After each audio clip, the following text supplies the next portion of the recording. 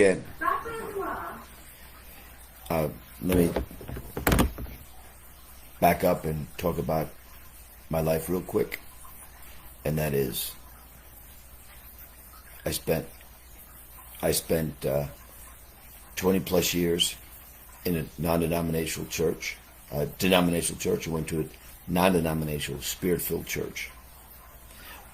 Listening to the dude behind the pulpit interpret scriptures. Now, you may be reading a book that is inspired word of God, but that's cool. But what about you? We tend to have knowledge from men who say they are more spiritual because they can interpret scriptures or they have a relationship with God.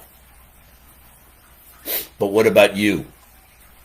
We could read what people have received from God all day long. It won't change us.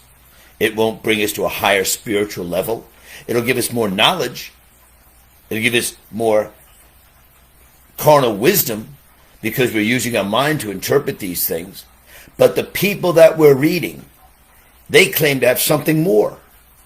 They claim to have divine revelation that wasn't their thinking, that was given to them by a God. But here we are interpreting their writings. Come on, let's be serious. If they received divine revelation from God above their own thinking, meaning it wasn't their own thoughts or ideas given to them, like let's say you have a problem with a plumbing. You have a problem with a doctor's diagnosing a patient.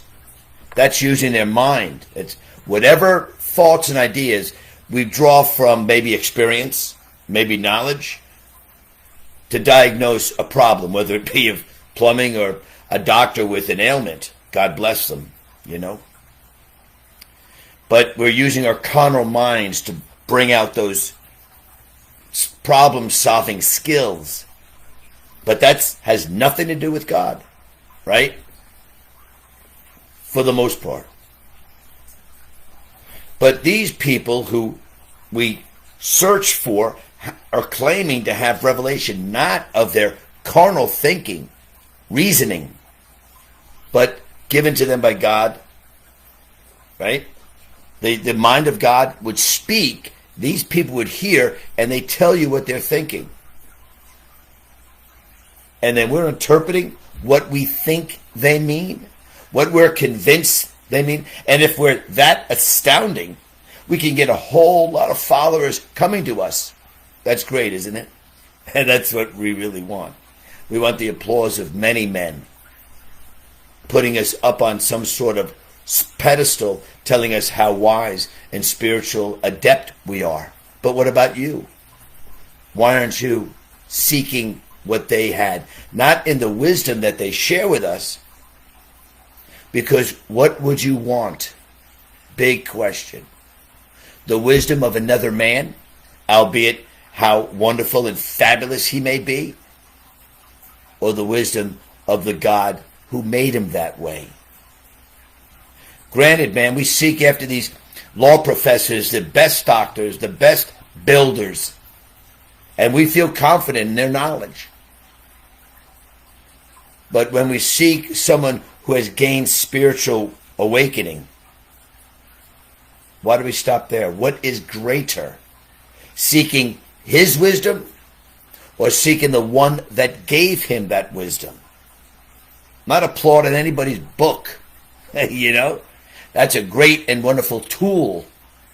But why are we seeking what they have?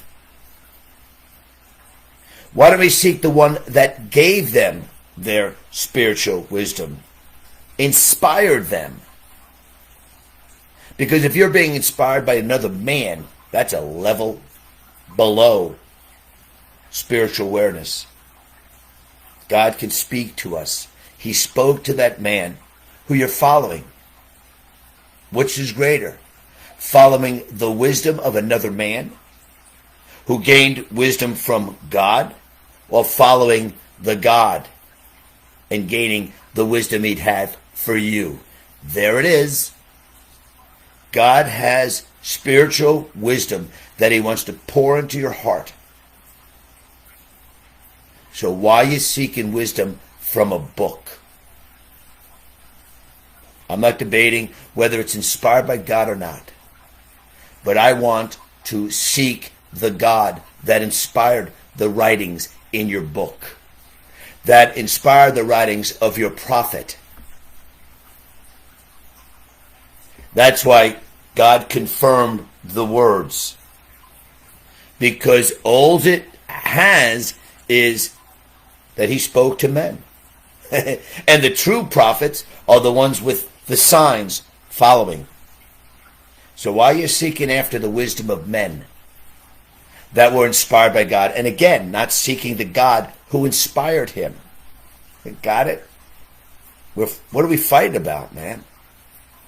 It's as simple as that.